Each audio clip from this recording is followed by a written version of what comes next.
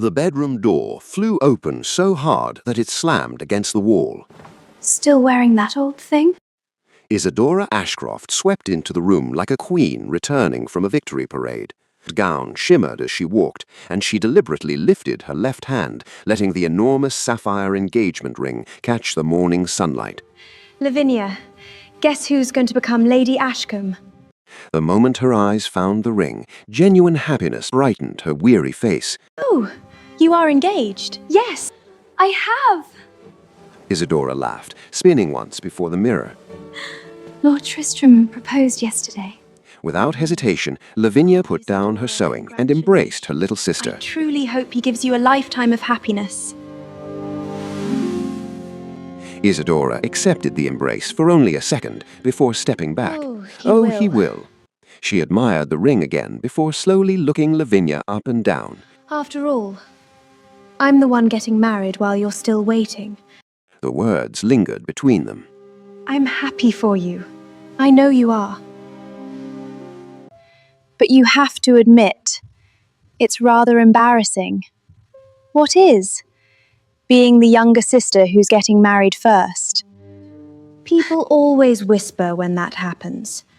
I've already heard Aunt Then Beatrice she leaned wondering closer. whether gentlemen avoid you because you're too proud or because they simply don't notice you. Lavinia lowered her eyes to the dress she had in her hands. I suppose people will always find something to talk about. Oh, don't worry. I'll make sure they have something much happier to discuss after my wedding. Before Lavinia could answer, the door opened again. Lady Drusilla Ashcroft entered carrying a thick bundle of papers tied with ribbon. There you are. Without so much as congratulating either daughter, she placed the heavy stack into Lavinia's arms. The guest list, seating arrangements, musicians, flowers, the wedding breakfast, accommodation for Lord Tristram's relatives, the chapel decorations, and don't forget the final dress fittings. Everything needs to be perfect. I hope I made myself clear. The pile was so heavy that Lavinia nearly lost her balance. I'll begin immediately. Drusilla studied her face. What is that expression? I don't understand. You look unhappy. I'm not. No? Then don't let jealousy ruin your sister's happiness. Lavinia Jealous? stared at her. Of course. You've watched your younger sister receive everything you failed to achieve. I won't have bitterness casting a shadow over this wedding. Lavinia's lips parted. No words came. She simply lowered her eyes. I'll make sure everything is perfect. I expect nothing less. Isadora smiled I triumphantly. told you, Mother. No one organizes a wedding better than Lavinia. The two women walked out together, their laughter echoing down the corridor. Silence filled the room. Only then did Lavinia notice her father. Lord Gideon Ashcroft sat motionless in his wheelchair beside the window. He had witnessed every word. His hands gripped the wooden armrests until his knuckles turned white. His lips trembled as though he wanted to defend his daughter, but guilt had stolen his voice long before illness had stolen his legs. Lavinia forced a gentle smile. It's all right, Father. I'll take care of everything. She quietly left the room. Gideon watched the door close. A tear rolled silently down his cheek. He whispered to the empty room, "Forgive me, my daughter." "Welcome to Duke and Duchess, where unforgettable stories of love, sacrifice, betrayal, and justice come to life." Before we continue, please support the channel by liking this video, subscribing if you're new, and tell us in the comments where you're watching from. Now, let's go back 12 years and discover how one father's heroic act unintentionally stole the brightest years of his daughter's life. 12 years earlier. Long before sacrifice became part of her daily life, Ashcroft Manor was known as one of the most respected estates in the county. The gardens bloomed in perfect rows, the fountains sparkled beneath the afternoon sun, and servants carried out their duties with cheerful confidence. Laughter drifted through the halls instead of whispered worries, and every room reflected a family that believed tomorrow would be brighter than today. 17-year-old Lady Lavinia Ashcroft crossed the courtyard carrying a small stack of books. Unlike many young noble women, she was just as comfortable discussing estate accounts as she was reading poetry. Her curiosity often surprised visiting nobles, but it always made her father smile. Lord Gideon Ashcroft waited beside the stables, studying several maps spread across a wooden table. There you are. Come and tell me which field you think should be planted first next season. Lavinia studied the maps carefully before pointing toward the eastern farmland. The soil recovered well after last year's harvest. If we rotate the crops properly, we'll have a stronger yield. Exactly. He folded the maps and looked at his daughter. Many fathers teach their sons to manage an estate, he smiled. I prefer teaching the child who actually enjoys learning. Lavinia laughed softly. I hope I never disappoint you. You never could, my dear. You are my greatest joy. Thank you, Father. Their conversation was interrupted by Amos, who hurried across the courtyard with riding gloves tucked beneath his arm. If Father is giving away compliments, I should like one before dinner. Earn one first. Amos laughed and disappeared toward the stables, leaving everyone smiling. Nearby, Lady Drusilla watched the exchange with quiet satisfaction. The carriage is ready. If we leave now, we'll still arrive before the evening banquet. Within minutes, the family began their journey through the countryside. The road wound between green hills and ancient oak trees, while conversations flowed easily inside the carriage.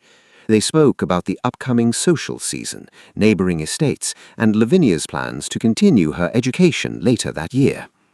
I'd like to see the university library one day, Lavinia admitted. They say it contains books collected from across Europe. You will, Gideon replied without hesitation. The world is much larger than this county, and I want you to see every part of it. Those words settled warmly in her heart. Outside, however, the weather began changing. Dark clouds gathered across the sky. The wind grew stronger. Rain started falling against the carriage windows. The horses became restless. The coachman tightened the reins, but another loud crack of thunder echoed across the hills. The frightened horses suddenly bolted. The carriage lurched violently. One wheel struck a large stone hidden beneath the muddy road. The entire coach tipped sideways. Lavinia lost her balance as the carriage door burst open. She was thrown toward the opening. Everything happened within seconds. Seeing his daughter falling, Gideon launched himself across the carriage without a moment's hesitation. He wrapped both arms around Lavinia and forced her back inside just as the carriage overturned. Wood shattered, glass exploded into countless pieces. The world disappeared beneath noise, rain, and darkness. When Lavinia finally opened her eyes, villagers were pulling broken pieces of the carriage apart. She struggled to sit up. "Father?" No answer came. Moments later, inside Ashcroft Manor, the family physician completed his examination before removing his spectacles with a heavy sigh. He looked toward Lady Drusilla. "My lady, I'm afraid Lord Ashcroft may never walk again." Standing outside the doorway, Lavinia heard every word. Her legs refused to move.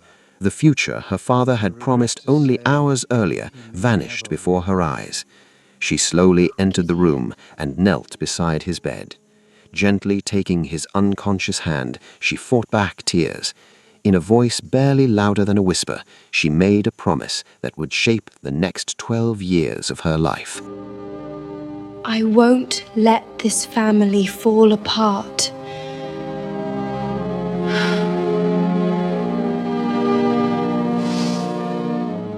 The weeks following the accident changed Ashcroft Manor more than anyone believed possible. The once lively estate slowly surrendered to silence. Lord Gideon remained confined to his bed, unable to move his legs.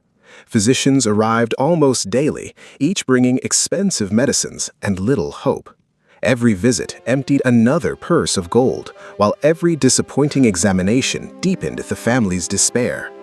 The cheerful laughter that had once echoed through the manor disappeared. One by one, servants were dismissed because their wages could no longer be afforded. The stable master left first, followed by 2 gardeners and the housekeeper who had served the Ashcroft family for nearly 20 years. Lavinia watched each farewell with quiet sorrow. She thanked every servant personally, apologizing for circumstances beyond her control. The estate itself began to show signs of neglect. The rose gardens lost their careful shape. Empty fields remained unplanted because there were too few workers. Repairs to the manor were postponed. Inside the drawing room, expensive paintings disappeared from the walls. Silver ornaments vanished from display cabinets. Even treasured family heirlooms quietly found their way into merchants' hands. No one spoke about it. Everyone simply pretended not to notice. Then the creditors began arriving. Each visit left Drusilla more anxious than before. Each letter demanded another payment. Each unpaid bill reminded the family that the future looked increasingly uncertain. One evening, Lavinia stood outside her father's study, listening to the steward explain the estate's finances. "If this continues, my lord," the old steward said carefully, "we may have no choice but to sell part of the western farmland." Lavinia closed her eyes. That land had belonged to the Ashcroft family for generations. She quietly walked away before anyone noticed her listening. The following morning, she made her decision. Father, She I've entered Gideon's withdrawn. room carrying a neatly Withdrawn? folded letter. On what Her father grounds? smiled weakly. My decision is "You final. should be preparing for This school." affects us all, Instead, Lavinia. Lavinia placed the letter on the bedside table. "I've withdrawn." Gideon's smile disappeared. "You've what?" "I won't be returning." "No." His voice remained gentle but firm. "No, Lavinia." She sat beside him. "The estate needs someone. It needs a steward. It needs family. It needs its daughter to finish her education." She smiled softly. "My education can wait." "It cannot." He struggled to sit upright. "You've worked too hard for this opportunity."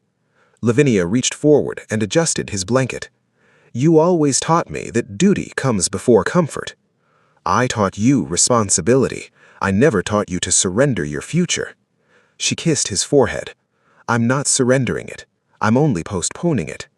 Although she sounded confident, even she wasn't certain she believed those words. From that day forward, Lavinia spent every hour beside the estate steward. She learned how to balance ledgers. She negotiated with merchants who were twice her age. She attended meetings with tenant farmers. She listened carefully as lawyers explained contracts and leases.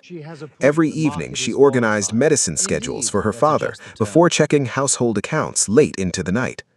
Within months, she understood responsibilities that many noblemen never bothered to learn. The elderly steward often watched her with quiet admiration. "You learn quickly, my lady." Lavinia smiled weakly. "I don't have the luxury of learning slowly." Meanwhile, Amos continued living as though nothing had changed. Whenever work needed doing, he found an excuse to disappear. If Gideon asked whether a task had been completed, Amos confidently answered yes. Only Lavinia knew she had quietly finished the work herself before anyone discovered the truth. She protected her brother without expecting thanks. She simply wanted to spare her father unnecessary disappointment. Little Isadora remained blissfully unaware of the family's growing struggles. At night, frightened by thunderstorms or unfamiliar silence, she still climbed into Lavinia's bed.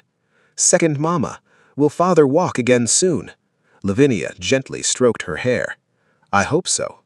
It wasn't the answer Isadora wanted, but it was the only honest one she could give. As autumn turned to winter, an elegant envelope bearing the seal of Lavinia's academy arrived. Her place had been reserved. The headmistress wrote that she could return whenever she was ready. Lavinia read the letter twice. She smiled as memories of classrooms, books, and dreams filled her thoughts. Then she walked quietly to the drawing room. The fire burned brightly inside the stone fireplace. Without hesitation, she placed the letter into the flames. The paper curled slowly before disappearing into ash. She remained standing there until nothing remained. She never noticed Gideon watching from the hallway. His wheelchair had carried him only halfway down the corridor before he stopped. He had seen everything. A tear rolled silently down his face. He realized the promise his daughter had made beside his sickbed was no longer a promise. It had become her life. The following spring, shortly after her 18th birthday, The old steward handed Lavinia the estate ledger. "My lady," he said respectfully, "from today onward, the running of Ashcroft Manor belongs to you." Lavinia accepted the heavy book with steady hands. She looked across the estate, stretching beyond the manor windows. Then she quietly opened the first page and began writing.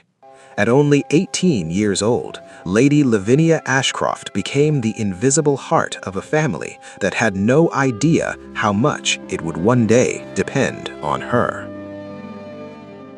8 years slipped away so quietly that no one inside Ashcroft Manor seemed to notice them. Each birthday arrived with little celebration before disappearing into another year of responsibility.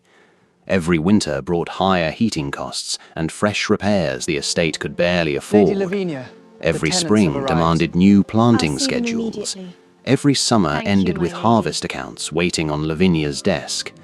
Every Christmas found her making certain everyone else received a gift, while quietly pretending she had forgotten to buy one for herself.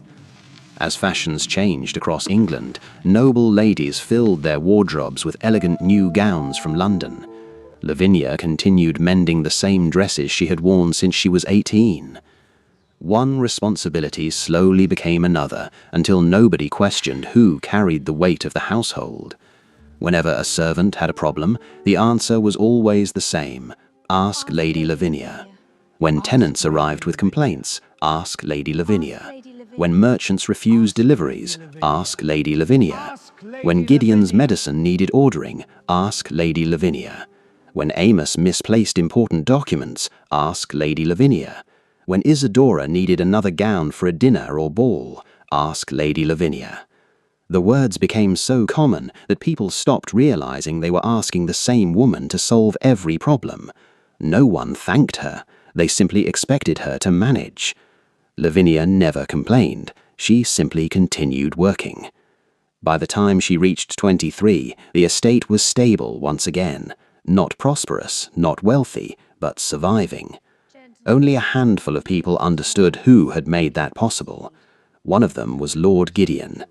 Every evening he watched his eldest daughter return to his room carrying estate ledgers instead of novels. Her hands no longer belonged to a young noblewoman. They had become rough from years of work. Sometimes, after she left, Gideon stared at the closed door for several minutes, wondering how many dreams had quietly disappeared while she saved his family. Then, during one spring, someone unexpected entered Lavinia's life. His name was Edward Beaumont. He was the younger son of a respectable baron. Unlike many gentlemen, Edward never admired Lavinia because of her appearance or family connections. He admired the way she spoke with tenants as though they mattered. He admired her intelligence during estate discussions. He admired her patience.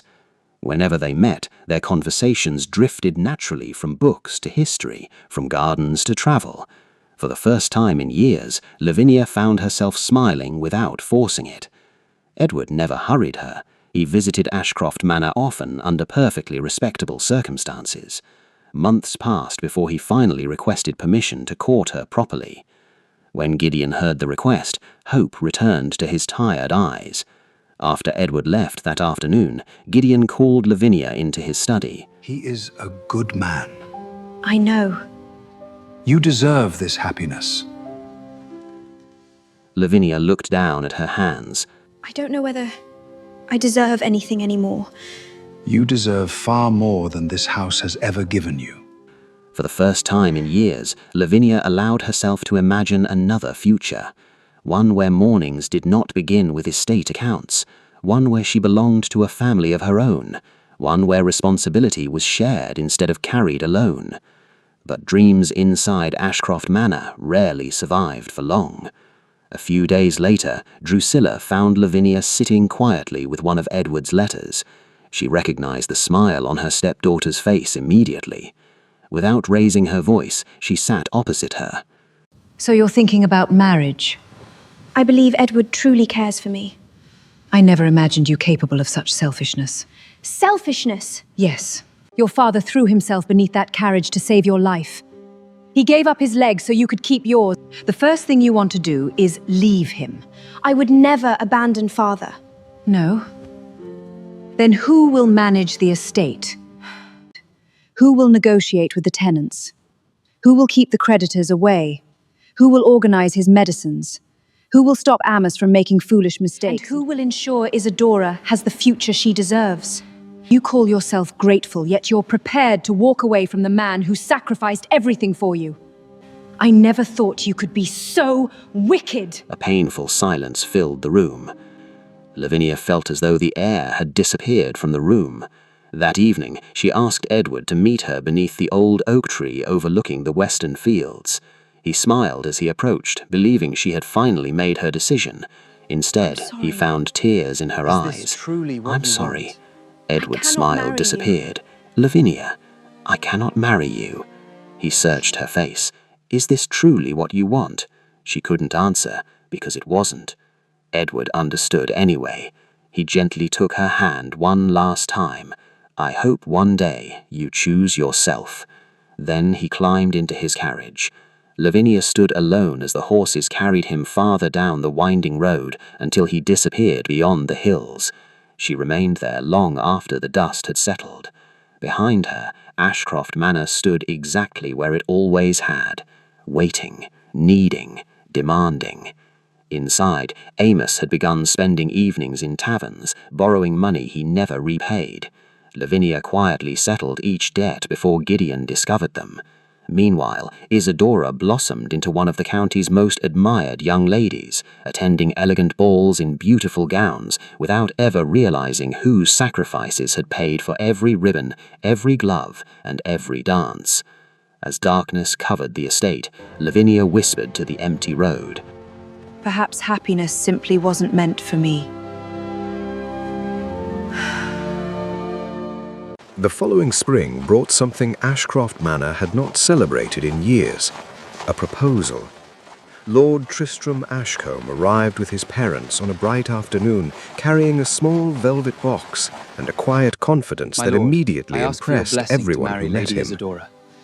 You have my blessing. Thank you, my lord. Unlike many young noblemen, Tristram possessed neither arrogance nor vanity. He greeted servants politely, listened more than he spoke, and treated even the oldest members of the household with sincere respect. Most importantly, he adored Isadora. To him, she was graceful, charming, and full of life. He had no way of knowing that much of the effortless elegance he admired had been quietly created by another woman. When he asked Lord Gideon for permission to marry Isadora, the old nobleman's eyes filled with tears. "You have my blessing," Gideon said warmly. The engagement was announced that very evening. The manor erupted with excitement. Servants hurried through the corridors carrying trays of wine. Letters were prepared for relatives across the country. Neighbors arrived bearing gifts and congratulations. Amos celebrated louder than anyone. My little sister is marrying into one of the finest families in the county. This deserves another bottle! Only one person wasn't celebrating. Lavinia stood quietly beside the fireplace with a notebook already open in her hands. While everyone else saw a wedding, she saw months of work. The church had to be reserved, guest lists prepared, invitations written, musicians hired, flowers ordered, dress fittings arranged, accommodation found for visiting nobles, menus approved, carriages scheduled, budgets balanced. Nothing would happen unless someone made it happen. She already knew who that someone would be. The following morning confirmed her fears. Everything concerning the wedding is your responsibility. There are hundreds of guests. Then begin today. There are only 4 months. Then don't waste another minute. Without another word, Drusilla stood and left the room. No one questioned her decision. Not Amos, not Isadora. They simply assumed Lavinia would manage. And she did. Every sunrise began with another problem. The florist demanded advance payment. The chapel requested changes to the seating arrangements. One of the musicians accepted another engagement. The seamstress fell ill before the final dress fitting. Several important guests changed their travel dates without warning. Each difficulty landed on Lavinia's desk. Each one disappeared before anyone else noticed. Weeks passed. The manor transformed into a place of endless movement. Lavinia rarely finished one task before another arrived. One afternoon, she was checking the banquet menu while simultaneously correcting invitation cards and calculating carriage routes. She rubbed her tired eyes. For the first time in years, she quietly admitted, "I'm exhausted." I'm exhausted. Drusilla happened to hear her. She stopped walking, slowly turned around. "Exhausted?" Lavinia immediately lowered her eyes. "I only meant," Drusilla interrupted, "your sister is preparing for the happiest day of her life." "I know, and your father sacrificed his health to save yours." Lavinia remained silent. Drusilla stepped closer. A good daughter doesn't complain when her family needs her. I wasn't complaining. Be careful, Lavinia. Drusilla folded her arms. "Be careful, Lavinia." She paused before delivering the words that stayed with Lavinia long after she left the room. A bad child always believes her own burdens are heavier than everyone else's. Lavinia felt the words settle deep inside her heart. She said nothing. She simply returned to work. That night, long after the household had fallen asleep, she sat alone in her bedroom, surrounded by ledgers, invitations, and seating charts. The candle beside her flickered as she stared blankly at the pages. A thought entered her mind that she had spent years trying to ignore. Amos was only a year older than she was, yet no one expected him to solve problems. No one handed him impossible responsibilities. No one reminded him daily about duty. When he made mistakes, they were forgiven. When she grew tired, she was called ungrateful. She closed her eyes. For a brief moment, she wondered, why? Then she pictured her father sitting helplessly in his wheelchair. The question disappeared. She whispered to herself, "I'm doing this for Father." It was the answer she always gave herself. Whether it was true anymore, she no longer knew. The weeks passed quickly. Invitations reached every guest. The church stood ready. The musicians rehearsed. The kitchens prepared supplies. The gardens bloomed exactly as planned. Every detail had been arranged through Lavinia's quiet determination. Late one evening, Gideon wheeled himself slowly through the corridor. Light still glowed beneath the library door. Curious, he pushed it open. Lavinia sat at the long table surrounded by account books. A pen rested loosely in her hand. Her head had fallen onto an open ledger. She had fallen asleep while working. Gideon's heart tightened. He whispered, "My poor girl." Before he could enter, another figure appeared behind him, Drusilla. She looked at the sleeping young woman for a long moment.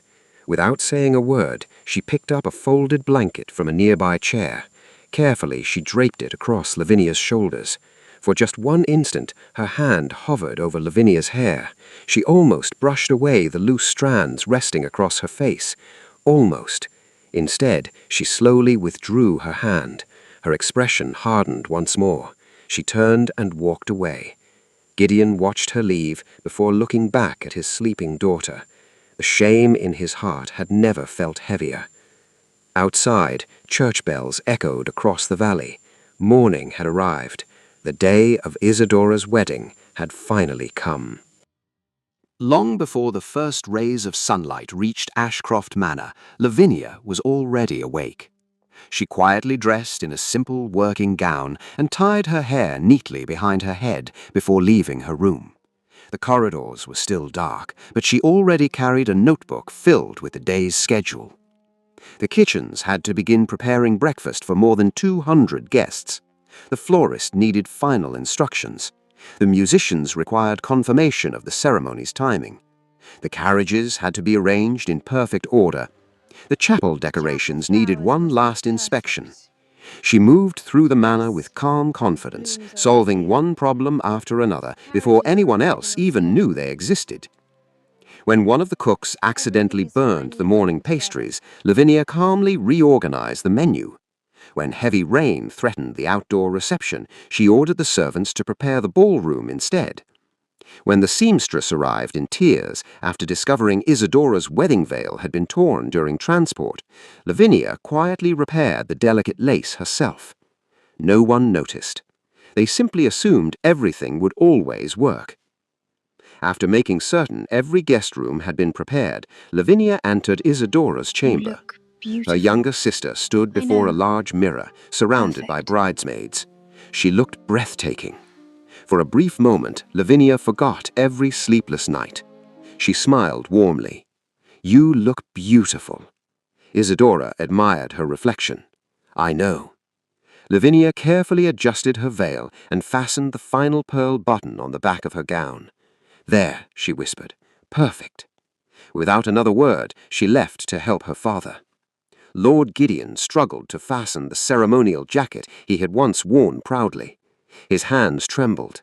Lavinia gently knelt before him. "Allow me." She carefully straightened his should collar have been before resting. adjusting the medal pinned to his chest. There will be time to Gideon rest looked at her tomorrow. reflection in the mirror. "You should have been resting." She smiled. "There will be time to rest tomorrow." He lowered his eyes. He knew she didn't believe that. Only after every servant had received instructions, only after every guest had arrived, only after every flower had been placed, only after every carriage had been accounted for, did Lavinia finally return to her own room. She slipped into the same faded blue dress she had repaired countless times. There had been no time to buy another. The wedding ceremony unfolded flawlessly. Sunlight streamed through the stained glass windows of the church as Lord Tristram and Isadora exchanged their vows. Every hymn began exactly on time. Every guest found the correct seat. Every arrangement appeared effortless. The congregation praised the beauty of the ceremony. They complimented the decorations, the flowers, the music, the feast waiting at the manor. Not one person asked who had made it possible. At the reception, Lavinia barely sat down before another problem demanded her attention. A guest required different accommodation. A child became ill. One of the musicians broke a violin string. The kitchen needed approval for an additional course. Several noblewomen stopped her as she hurried through the ballroom. "Young lady," one called, "please fetch more tea." Another smiled politely. "I don't believe we've met. Are you one of the household staff?" Lavinia simply nodded. "It will be brought immediately." She never corrected them. She quietly continued working while everyone else celebrated. As evening approached, Amos had consumed far more wine than anyone could count. Laughing loudly, he climbed onto a small platform with a glass raised high. "I have something to say." The room gradually fell silent. He pointed directly toward Our Lavinia. dear elder sister deserves recognition. She has reached 29 years without finding a husband. Perhaps she frightened every gentleman away with account books. Or perhaps she enjoys organizing other people's weddings too much to have one herself. This time the laughter spread across the ballroom. Lavinia lowered her eyes. She said nothing. Tristram looked uncomfortable. Gideon closed his eyes in shame. Then Isadora rose gracefully from her chair, lifting her crystal glass. "I should also thank my sister." The ballroom became quiet again. Lavinia looked up. Perhaps, just once, she would hear genuine gratitude. Isadora smiled sweetly. "Every family needs someone willing to sacrifice everything." Guests nodded approvingly. "And Lavinia has always been willing to give up her own happiness for ours."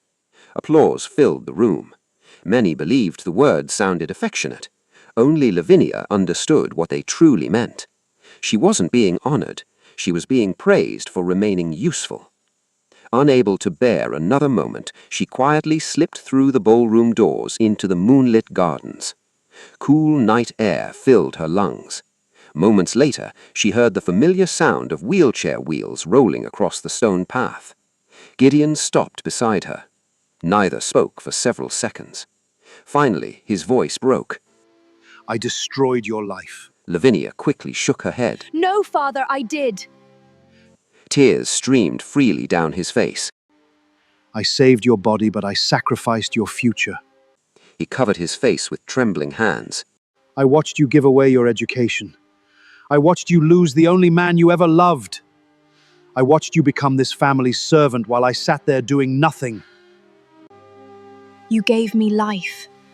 And I stole yours in return. Listen to me. Leave this house. Father, No. Go and build the life I should have protected. But I cannot leave. Neither of them noticed another man walking quietly through the gardens. Duke Cyril Ravenshire had stepped outside seeking a moment of silence after the celebration. Hearing voices, he stopped behind a hedge. He never intended to listen. Yet Gideon's broken confession and Lavinia's gentle forgiveness rooted him to the spot. He had attended countless noble gatherings. He had met women celebrated for their beauty, wit, and fortune. None possessed the quiet strength of the woman standing before him. Without revealing himself, he quietly walked away, but he knew he would never forget her. When Lavinia returned to the ballroom, the celebration was beginning to wind down. Before she had taken 3 steps inside, Drusilla called her name. "Lavinia." She turned. "We still need someone to supervise the servants while the guests depart, prepare tomorrow's inventory, oversee the gift registry, and arrange accommodations for those remaining overnight." Lavinia stared at her. "I've worked since before sunrise." Drusilla frowned. "And? I'm tired." You are the unmarried daughter. These responsibilities belong to you. If you were living in your husband's house, no one here would ask anything of you. For the first time in 12 years, something inside Lavinia finally broke. She looked directly at her mother. You were the one who asked me not to marry. The room fell silent. I gave up my education. I gave up the man I loved. I carried this estate. I raised this family. I paid Amos's debts. I planned this wedding, and I gave every year of my youth because you reminded me that Father had sacrificed everything for me.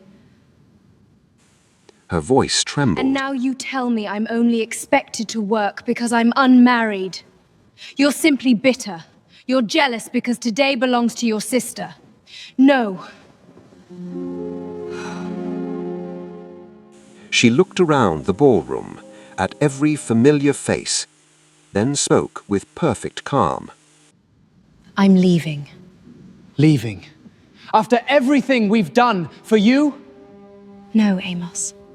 After everything I've done for all of you, it's finally time I did something for myself. Before dawn broke over Ashcroft Manor the next morning, Lady Lavinia Ashcroft walked through the front gates carrying one small suitcase. She never looked back. For the first time in 12 years, every step she took belonged to her alone. The morning after Isadora's wedding should have been filled with cheerful conversation and satisfied exhaustion. Instead, Ashcroft Manor awakened to confusion. The eastern hallway remained unusually quiet long after sunrise. No servant rang the breakfast bell. The kitchen fires burned late because no one had delivered the morning instructions. Cooks stood waiting, unsure whether the remaining wedding guests preferred breakfast in the dining hall or their private chambers. The head maid searched anxiously through cupboards, unable to find the household schedule that always appeared on her desk before dawn. The steward paced between his office and the library. "The estate ledgers," he muttered. "Where are yesterday's ledgers?" No one knew. In the pantry, the cook held a notebook in one hand and looked around helplessly. "Has anyone seen this week's menu?" A footman shook his head. "I thought Lady Lavinia had already prepared it." "So did I." Within an hour, the same question echoed through every corridor of the manor. "Where is Lady Lavinia?" No one had an answer. Lady Drusilla remained surprisingly calm. She sat in the drawing room, sipping tea as though nothing unusual had happened. "She'll return," she said confidently. "She's probably resting after the wedding." No one dared disagree. By afternoon, the confusion had only grown worse. 2 suppliers arrived at the same hour because their appointments had been scheduled incorrectly. A stable boy forgot to prepare horses for an important delivery. Servants argued over duties that Lavinia normally assigned before breakfast. Small mistakes multiplied until the orderly household no longer resembled itself. Drusilla found herself glancing toward the front gates more often than she intended. Each time carriage wheels sounded in the distance, she instinctively looked up. Each time, someone else arrived, never Lavinia. By evening, she stopped pretending not to notice the growing disorder. On the second morning, she quietly instructed 2 servants to search the neighboring villages. "If you see her," she said with controlled composure, "tell her the household requires her attention." She still refused to admit that she needed her daughter. Instead, she spoke as though Lavinia had simply forgotten an ordinary responsibility. Lord Gideon watched everything in silence. Late that afternoon, he wheeled himself toward Lavinia's bedroom. The door stood slightly open. Inside, everything remained exactly as she had left it. The bed was neatly made. Her dresses hung carefully inside the wardrobe. The room looked less like someone had moved away and more like someone had stepped out for a short walk. His eyes settled on the writing desk. A drawer had been left unlocked. Curious, he opened it. Inside were dozens of neatly tied bundles of papers. Each carried a handwritten label: medicine schedule, estate accounts, servant salaries, monthly repairs, harvest records, birthday reminders, supplier payments, seasonal purchases. His hands trembled as he continued searching. Then he found one final notebook. Across the front, Lavinia had written, "For Father." Gideon slowly opened it. Every page contained reminders for his medicines, appointments with the physician, exercises recommended for his back, even notes reminding the servants which blankets he preferred during colder nights. The final page simply read, "If I am ever away, please make sure Father never misses his evening medicine." Gideon closed the notebook against his chest. The tears came without warning. "My precious girl." His voice cracked beneath the weight of 12 years of regret. "You even planned how to care for me after you were gone." Across the county, Lord Tristram Ashcombe was beginning the first days of married life with Isadora. On their second morning together, breakfast arrived nearly an hour late. The tea was cold. Half the dishes had been forgotten. Must I do everything myself? We were waiting for instructions, my lady. Then use your common sense. The servants hurried away. Tristram watched quietly. He had expected his wife to solve the problem. Instead, she blamed everyone around her. That afternoon, another misunderstanding delayed correspondence with his solicitor. Again, Isadora complained. Again, someone else fixed the mistake. Tristram found himself asking a question that refused to leave his thoughts. Who had truly managed Ashcroft Manor all these years? Meanwhile, at Ravenshire Estate, Duke Cyril stood beside the library window. The wedding remained fresh in his memory. Not the music, not the celebration, not the bride. He remembered only one woman walking calmly through humiliation without allowing bitterness to touch her dignity. He turned toward his elderly steward. "I need you to learn something for me." "Yes, Your Grace." Tell me about Lady Lavinia Ashcroft. Yes, Your Grace. The steward bowed and departed. He returned 2 days later carrying several notes. His expression revealed genuine surprise. "Your Grace, what did you discover? The reports are remarkably consistent." He hesitated before continuing. "They all say the same thing. For the past 12 years, Lady Lavinia has managed nearly every part of Ashcroft Manor." Cyril remained silent. The steward continued. "Accounts, tenants, suppliers, servants, repairs, even household finances."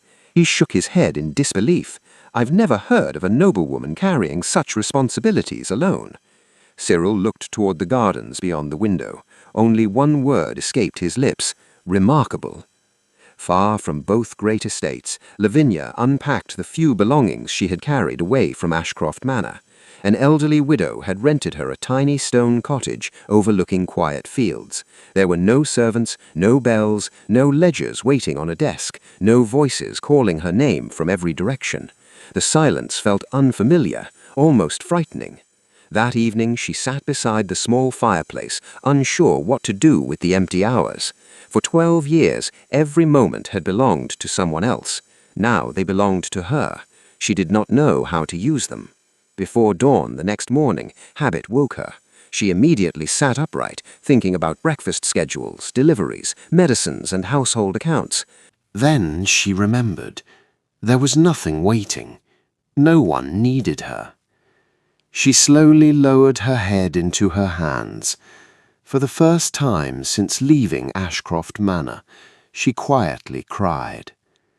Just as she wiped away the last tear, a gentle knock echoed through the little cottage. Lavinia frowned. She wasn't expecting anyone. The elderly widow looked through the front window before turning back with a puzzled expression. Outside. My lady, there's a gentleman outside. He says his name is Duke Cyril Ravenshire. Lavinia stood quietly beside the cottage door, unsure whether the widow had corrected her. Duke Cyril Ravenshire? The elderly woman nodded. He has come alone, my lady. Lavinia took a slow breath before opening the door. The Duke stood a respectful distance away, dressed simply in a dark riding coat rather than formal court attire. His hat rested in his hands, and there was nothing imposing about the way he carried himself. The moment she appeared, he inclined his head. I hope you'll forgive this unexpected visit. Lavinia returned the gesture. Your Grace, I wasn't expecting anyone. I know. He offered a faint smile. That is why I nearly turned back twice. The unexpected honesty caught her off guard. I've not come to disturb your peace, he continued. I simply wish to thank you. She frowned slightly. Thank me. For reminding me that dignity still exists. Lavinia looked confused. I don't understand.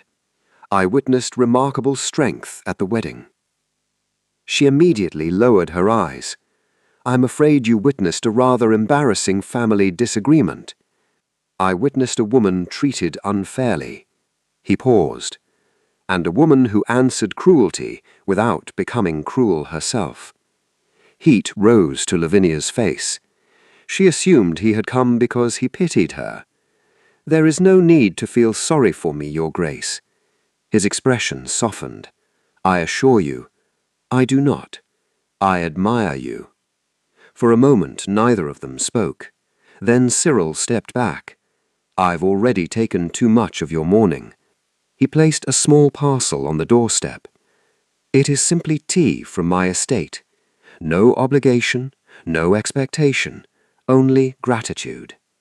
With another respectful bow, he departed. Lavinia remained standing in the doorway long after he disappeared along the village road. For the first time in many years, someone had seen her without asking anything in return. Over the following weeks, their paths crossed naturally. Sometimes Cyril visited the village school his late wife had once supported. Lavinia often volunteered there, helping children organize books or assisting the elderly teacher with correspondence. Their conversations began politely, but gradually became longer. On another occasion, they met while walking through the public gardens. They discussed the changing seasons rather than themselves. Another afternoon found them visiting elderly tenants whose cottages had suffered storm damage. Neither arrived expecting the other. They simply worked side by side until the repairs were finished. When rain interrupted one of their walks, Cyril invited her to the library at Ravenshire Estate. The vast collection reminded Lavinia of the university library she had once dreamed of visiting. She wandered silently between towering shelves. I understand. I had forgotten how comforting books can be, she admitted. Cyril smiled. They have rescued me many times. She selected a history volume. I used to believe I would spend my life surrounded by books. What changed? She closed the cover gently. Life. He understood without asking another question. Their friendship grew from shared silences more than grand conversations. Neither attempted to impress the other. Neither spoke of romance. Instead, they spoke about grief, about responsibilities that never seemed to end, about people they had loved and lost. Cyril spoke quietly of his late wife and the infant son who had lived only a few days. Lavinia listened without interruption. When she finally spoke about her own sacrifices, she never portrayed herself as a victim. "I simply did what I believed was necessary." Cyril looked at her thoughtfully. "And who has ever done what was necessary for you?" She had no answer. Away from Ashcroft Manor, life slowly became unfamiliar in the most comforting way. Lavinia planted flowers outside her tiny cottage. Watching the first green shoots emerge from the soil brought her unexpected happiness. She embroidered small cushions, not because anyone needed them, but because she enjoyed creating something beautiful. She borrowed novels from the village library and spent quiet evenings reading beside the fireplace. One evening she laughed aloud at a humorous passage. The sound startled her. Almost immediately, guilt settled over her heart. She closed the book. How could she laugh while her family faced difficulties? The feeling refused to leave her. She still believed happiness had to be earned through sacrifice. Back at Ashcroft Manor, the cracks continued widening. Without Lavinia's careful management, unpaid bills began accumulating. Suppliers who had trusted the estate for years now demanded immediate payment before delivering goods. Several experienced servants resigned, unwilling to work inside an increasingly disorganized household. Drusilla spent hours surrounded by account books she could barely understand. For the first time, she realized she had never learned how the estate actually functioned. Every problem she had once handed to Lavinia now returned to her own desk. Meanwhile, Amos drifted deeper into reckless habits. Casual gambling became a daily addiction. When his winnings disappeared, he borrowed money. When lenders refused him, he forged Lord Gideon's signature on several financial documents, convincing himself he would repay everything before anyone noticed. Not yet. Across the county, Isadora's marriage was already beginning to change. She expected servants to anticipate every request before she spoke. If breakfast arrived late, she blamed the staff. If correspondence was misplaced, she blamed the housekeeper. If flowers wilted, she blamed the gardener. She never considered solving the problem herself. Tristram watched quietly. The cheerful young woman he had fallen in love with seemed increasingly unwilling to accept responsibility for even the smallest inconvenience. He began wondering how much of her effortless life had actually been created by someone else. 3 weeks after the wedding, Ashcroft Manor's front gates opened to admit an unfamiliar carriage. 2 uniformed officers stepped onto the gravel driveway, carrying official documents. The butler greeted them nervously. The older officer removed his hat. "We are here for legal business." He looked toward the manor entrance. "We need to speak with Mr. Amos Ashcroft." The household fell silent. The arrival of the officers spread through Ashcroft Manor faster than wildfire. Servants gathered quietly along the corridors, whispering amongst themselves as the 2 uniformed men waited in the entrance hall.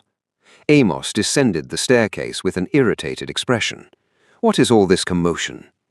The older officer unfolded an official document. "Mr. Amos Ashcroft, I am. You are under investigation for forgery, obtaining money under false pretenses, and failure to repay substantial debts." Amos laughed nervously. "There must be some mistake." "There is no mistake." The officer produced several papers. "These financial agreements carry Lord Gideon Ashcroft's signature." Amos glanced at the documents. His face lost all color. I can explain." Before another word could be spoken, Lord Gideon wheeled himself into the hall. "What is happening?" The officer respectfully bowed. "My lord, we regret bringing this matter to your home." He handed Gideon one of the contracts. Gideon stared at the signature. It looked almost identical to his own. Almost. Then he noticed the tiny differences. His heart sank. He slowly lifted his eyes toward his son. "Amos, you forged my name?" Amos swallowed hard. "I only intended to borrow the money until I won it back." "You gambled with our family's honor?" Silence answered him. The officer stepped forward. "Mr. Amos Ashcroft, you must come with us." Two servants watched in disbelief as Amos was escorted through the front doors. Neighbors paused outside the estate gates. Within minutes, word had begun spreading throughout the county. Lord Gideon remained motionless. He watched the carriage disappear into the distance, feeling older than he had ever felt before. Behind him, Drusilla's legs gave way beneath her. She collapsed into a nearby chair, burying her face in trembling hands. "My son! My son!" For the first time in years, no one looked toward the doorway expecting Lavinia to solve the crisis, because she was gone. That evening, Tristram returned to Ashcroft Manor after hearing the shocking news. He found Gideon alone in the library. The old nobleman stared silently into the dying fire. Tristram approached quietly. "My lord, I'm deeply sorry." Gideon looked up. His tired eyes carried years of regret. "Sit down, my boy." After a long silence, Gideon finally spoke. "For 12 years," Gideon's voice trembled, "my eldest daughter carried this family." He spoke slowly, almost as though confessing a crime. "When I lost the use of my legs, she gave up her education. She managed this estate. She negotiated with creditors. She organized every harvest. She kept servants employed. She watched every penny we possessed." His hands shook. "Every beautiful gown Isadora ever wore, every invitation she accepted, every comfortable season this family enjoyed was purchased with Lavinia's sacrifices." He paused before continuing. "And every debt Amos created, she quietly repaid before I ever discovered it." Tristram stared at him in stunned silence. He remembered the wedding. He remembered Lavinia working while everyone else celebrated. He remembered mistaking her for someone who simply preferred responsibility. Only now did he understand the truth. My God! Gideon lowered his head. "I allowed my daughter to disappear while everyone praised the lives she built for us. I failed her." The confession haunted Tristram long after he returned home. That evening he sat with Isadora in their drawing room. "There is something your father told me today."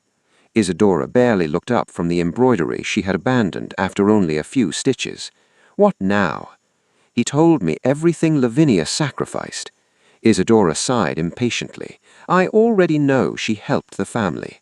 "No," Tristram's voice remained calm. "You don't understand. She gave up her future. She worked herself into exhaustion so everyone else could live comfortably." Isadora folded her arms. "No one forced her." Tristram frowned. "What?"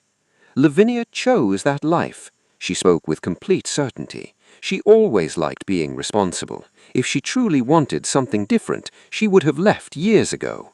The words settled heavily between them. Tristram looked at his wife as though seeing her for the first time. "Do you honestly believe that?" "I do." His disappointment remained hidden behind a quiet silence. Over the following weeks, he attended fewer social gatherings. Instead, he spent his afternoons helping Gideon organize legal documents and estate accounts. The work was unfamiliar, but someone had to do it. During one visit, he encountered Mrs. Eleanor Whittemore, a widowed family friend who had come to deliver homemade preserves for Gideon.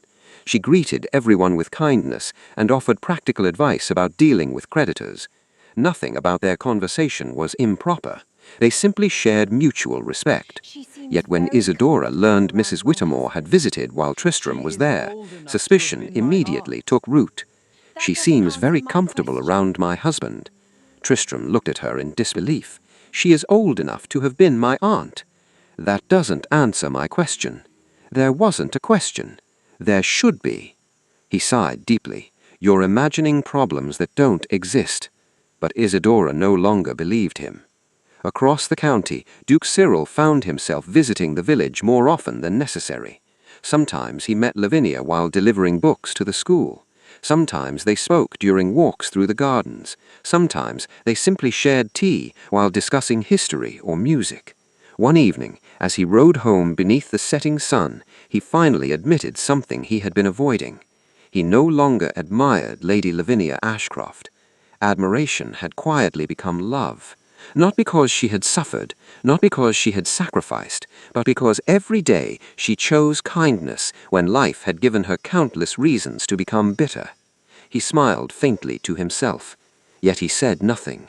She had spent 12 years carrying burdens she never chose. The last thing he intended to do was place another expectation upon her heart. Meanwhile, inside a small apothecary shop in the neighboring town, Isadora pulled the hood of her cloak lower over her face. The elderly pharmacist approached politely. "How may I assist you, my lady?" She hesitated. Then, in a voice barely above a whisper, she asked for a bottle of poison. The old man looked at her carefully. His expression slowly changed. Without realizing it, Isadora had taken the first step towards destroying everything she still had left. The poison remained hidden inside Isadora's dressing table for 3 days. Each morning she told herself she would throw it away. Each evening she convinced herself she still needed it. Her anger had become so consuming that she no longer blamed her own choices. She blamed everyone else. She blamed the servants who no longer respected her. She blamed Tristram for growing distant. Most of all, she blamed Mrs. Eleanor Whittemore, the widowed family friend whose quiet kindness toward Tristram had awakened a jealousy that existed only in Isadora's imagination. One afternoon, Mrs. Whittemore accepted an invitation for tea. The drawing room had been carefully prepared. Silver cups rested neatly upon the table. As the elderly widow stepped outside for a brief conversation with a housekeeper, Isadora quietly removed the small bottle from her sleeve. Her trembling fingers uncorked it. She reached toward Mrs. Whittemore's teacup. Then she stopped. The woman's gentle smile flashed through her mind. Mrs. Whittemore had never spoken an unkind word to her. She had done nothing deserving of death. Isadora slowly lowered her hand. For a single moment her conscience almost won. Then another thought entered her mind. Everything had changed because of Tristram. If he had remained devoted only to her, none of this would have happened. Her shaking hand moved instead toward her husband's wine-glass. She poured the poison inside. The liquid disappeared without leaving a trace. When everyone returned to the table, Tristram reached for the glass. Just before it touched his lips, the young footman serving nearby frowned. "My lord," Tristram looked up, "there appears to be something floating in your wine." He held the glass toward the light. A faint cloudy swirl drifted near the surface. Within minutes, the family physician had been summoned. After examining the drink, his expression became grave. "Do not let anyone consume this. It contains poison." The room fell into stunned silence. The authorities were called immediately. Questions became accusations. Accusations became evidence. When confronted with the bottle discovered inside her dressing table, Isadora finally broke. "I didn't mean—" Her words dissolved into panicked sobs. "I only wanted everything to stop." The officers stepped forward. She struggled against them. "You've all betrayed me." She looked desperately toward Tristram. "You made me do this." No one answered, not because they hated her, because there was nothing left to say. As the carriage carried her away from the estate, she continued screaming that everyone had abandoned her. The road swallowed her voice. Days later, news of Isadora's arrest reached the quiet village where Lavinia now lived. An elderly neighbor delivered the letter with gentle hesitation. Lavinia read every line in silence. When she finished, she folded the paper carefully and placed it on the table. Tears filled her eyes. Not because justice had finally caught up with her sister, not because the family that had wounded her was falling apart. She cried because another memory refused to leave her. A little girl running through sunny gardens, tiny arms wrapped around her waist, a cheerful voice calling, "Second Mama." She covered her face. What happened to us? The question lingered unanswered. That evening, Duke Cyril found her sitting beneath the flowering trees at the edge of the village gardens. He quietly sat beside her. Neither spoke for several minutes. Finally, Lavinia whispered, "I thought leaving would stop the pain." "It lessened it," Cyril replied gently, "but love rarely disappears simply because distance grows." She nodded. I still wish things ended differently." "So do I." Silence settled comfortably between them. After a long while, Cyril turned toward her. "There is something I have wanted to say for many weeks." She looked at him. His expression carried neither nervousness nor urgency, only quiet certainty. "You spent 12 years building everyone else's happiness." His voice remained calm. "I would like to spend the rest of my life building yours." Lavinia's eyes filled with tears once more. She searched his face for pity. She found none, only honesty. She looked down at her hands. "What if—" her voice almost disappeared. "What if I don't know how to be loved?" Cyril smiled with gentle warmth. "Then we'll learn together."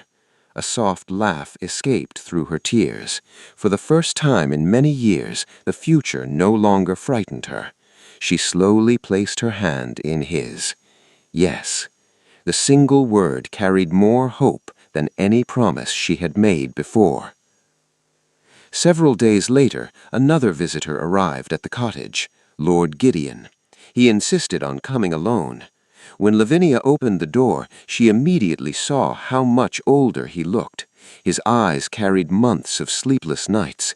He wheeled himself forward before suddenly gripping the armrests. With enormous effort, he tried to rise. "Father!" Before she could stop him, his weakened legs gave way. He fell heavily onto one knee beside his wheelchair. "Lavinia!" His voice broke. "Please forgive me. I failed you. I chose silence when I should have protected you." He struggled to kneel completely despite the pain. Instead of allowing him to continue, Lavinia immediately knelt beside him. She gently held his shoulders. "No!" Tears streamed down both their faces. "Please don't carry this guilt any more. You gave me life. You loved me. We both made sacrifices. It is time we both stopped living inside the past."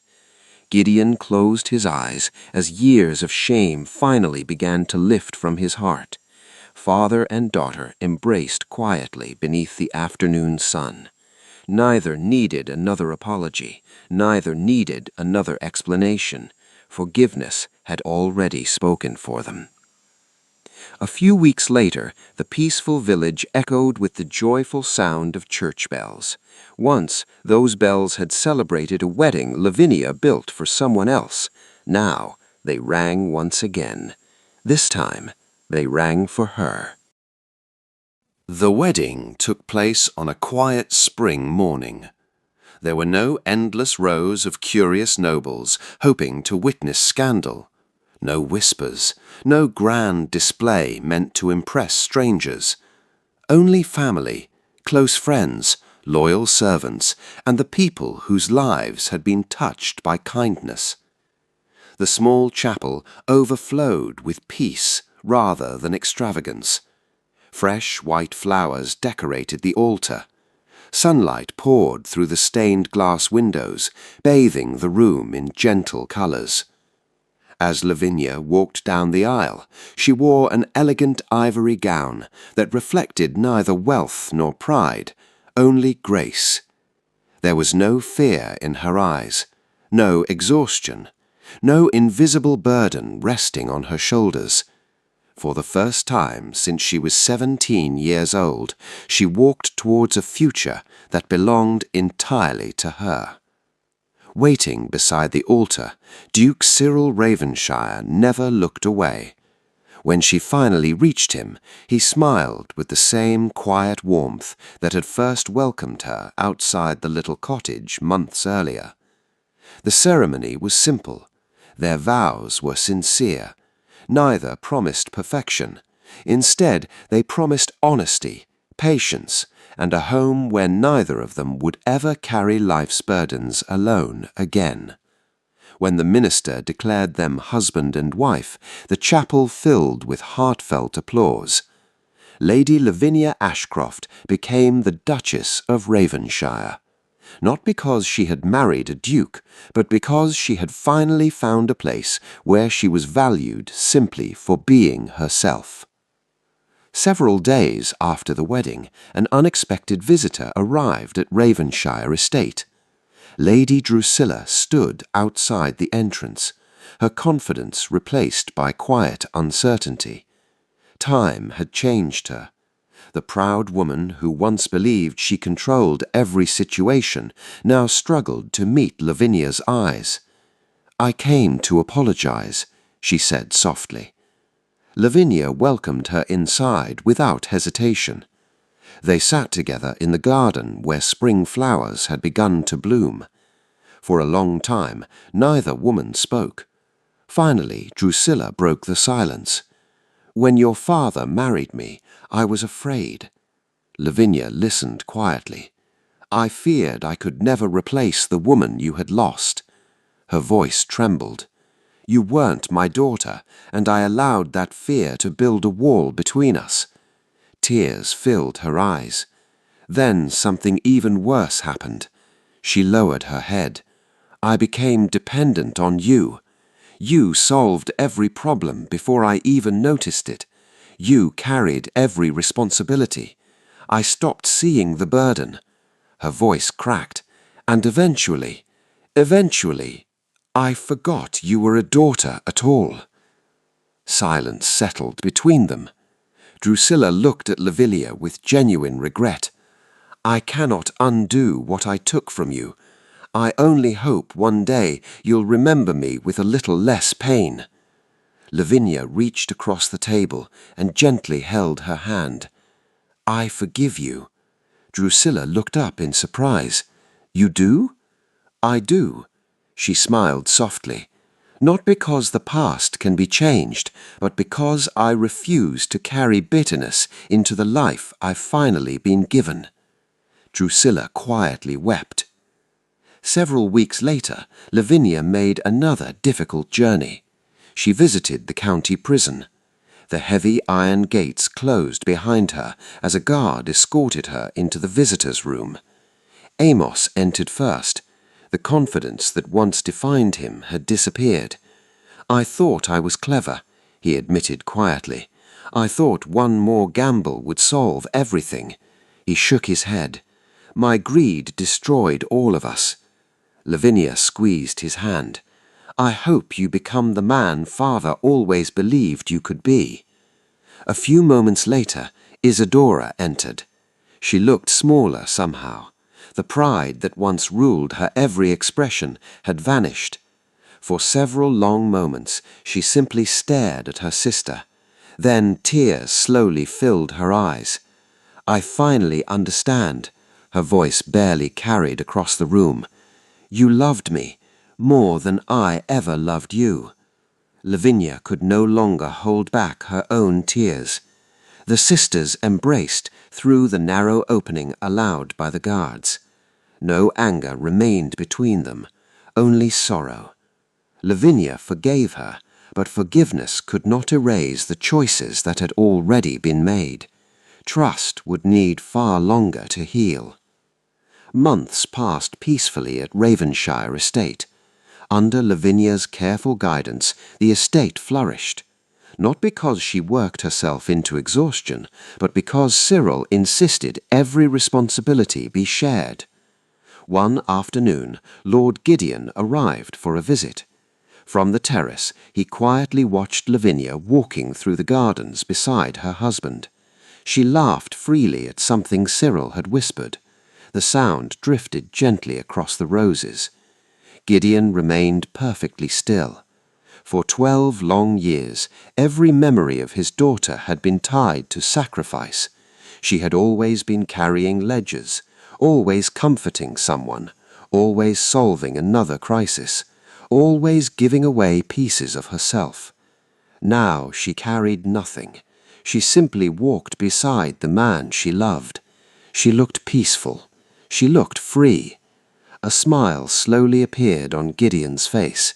He whispered to himself, "Now I can finally rest." Years later, the people of Ravenshire spoke of their Duchess with deep affection. She transformed the estate through wisdom rather than pride. Workers received fair wages.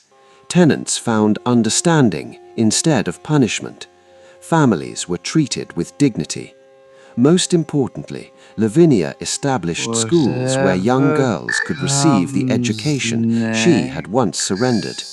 She wanted every daughter to have opportunities no sacrifice could take away.